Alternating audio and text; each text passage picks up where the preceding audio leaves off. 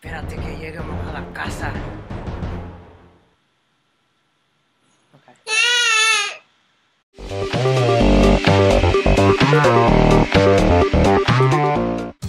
Welcome back, nonsense people. We took a little break last week as everyone did a spring break. A well-deserved spring break. And now we're back and ready to go. And this week, we're gonna we talked about the 1990s, our childhood, but now let's talk a little bit more personal. In case you guys haven't noticed, we are Latinos. Slash Hispanic. Hi, please. Yeah. That's how Hijitos is old dudes for our non-Spanish. Like, this puta pooped over here. It was like pendeja funny. No, puta slut. The pendejas. It was like I'm Guatemalan and Christina is Latina. from what country? Okay, so I'm Puerto Rican. So as children, well, for me, I was raised very strictly. Yo, I'm still being raised very strictly. I'm like out of the house and stuff, and it's still like, what you doing with your life? Mm-hmm. I don't know. I mean, Mine is just gonna end, so it's like we're gonna be like 60 years old, and they're gonna be like 85. Like, what? even though our childhood, we're Hispanic, a lot of other people can relate to this if you've had strict parents, no matter the race.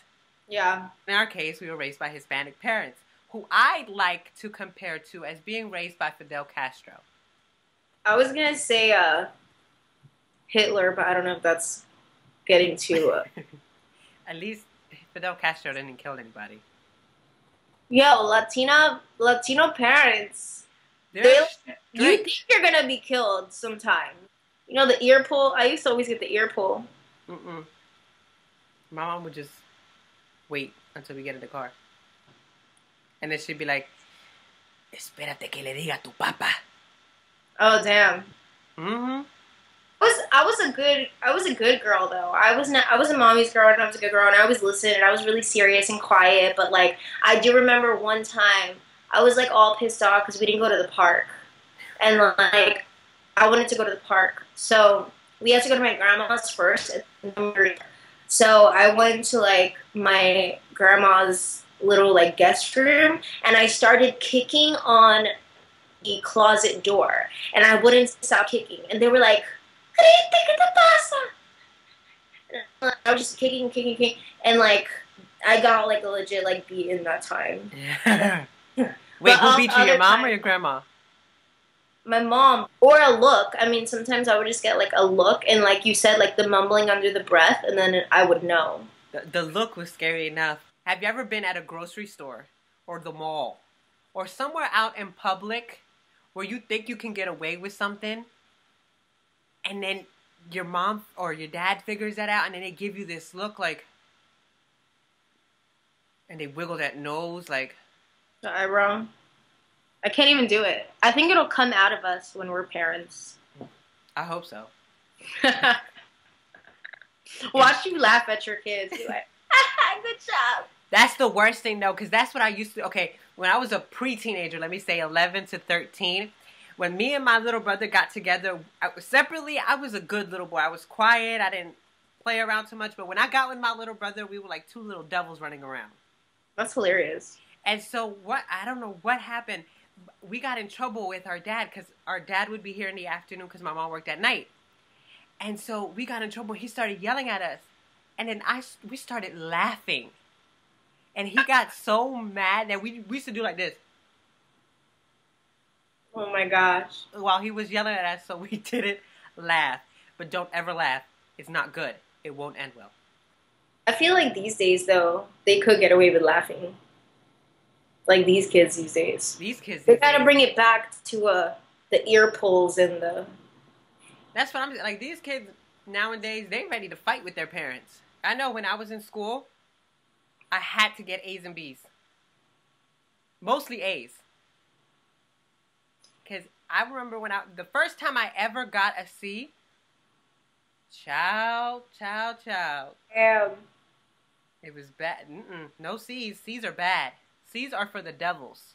I was raised with a single mom, so I kind of had like a bunch of moms. Like my aunts were all like in college, like younger at the time when I was growing up, and then my mom was like the oldest one working. So it's like I had multiple mommies telling me different things. My mom, she kind of was like, she babied me, and I was like her little doll. Like sometimes she would do my homework for me, and like on multiple occasions, the teachers would like put on the homework like, please tell your mom to stop doing this. Like if it was cursive and tracing, like I would want to do it, and I would be like at my grandma's. Like I was always at my grandma's all the time. My mom was working, and then eating dinner, whatever. And maybe I did like half of it, but there was like a few that I was like struggling on or something, or a math problem, like some stupid thing, and then I'm like, oh, Mom, I wanted help with this one. So I left it blank. And she's like, oh, okay, and does it. My aunts were the ones that were more like, oh, I'll see you later. Or like, you have to strive. What does that even mean?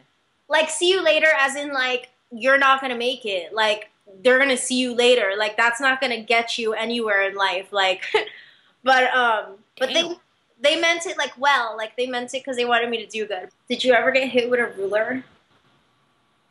By who? A teacher. No.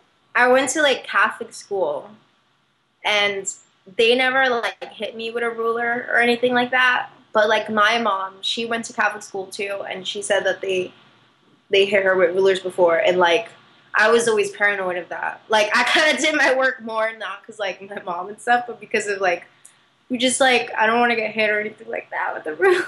Both my parents are from Guatemala, and what they tell me is like every morning at school they would line them up, and the teachers would check to see that your ears were clean, that you brushed your teeth, that if they see any speck of dirt, they ask you to flip your palm over, and with a ruler. Yeah. Pow!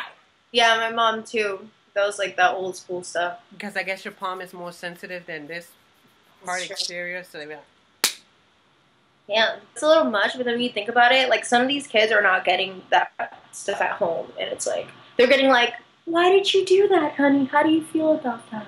Now, Charlie, that isn't the right thing to do. You know that. No. Go play with your iPad now.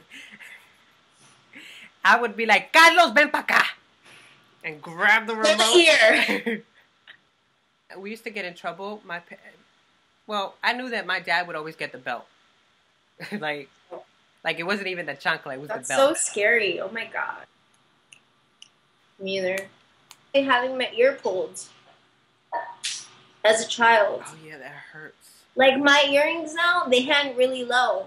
Like whenever I'm wearing hoops, that's why I don't wear hoops. They're like down here. They're like sagging breasts, so I don't wear them. Ew. Remember this one? Ven pa' acá. Ew. Ew.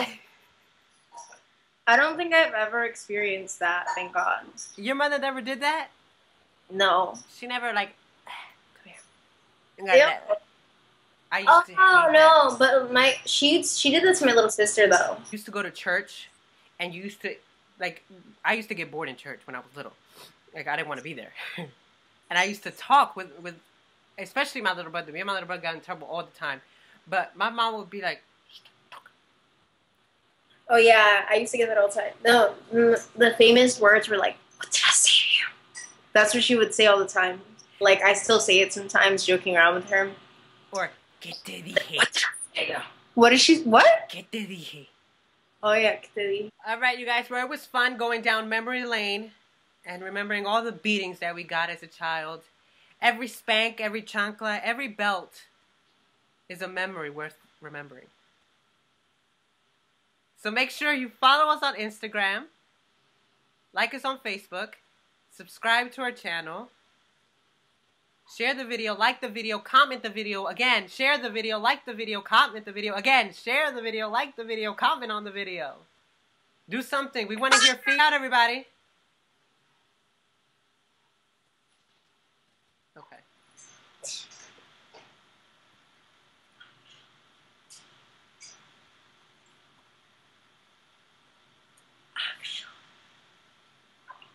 That's your cue.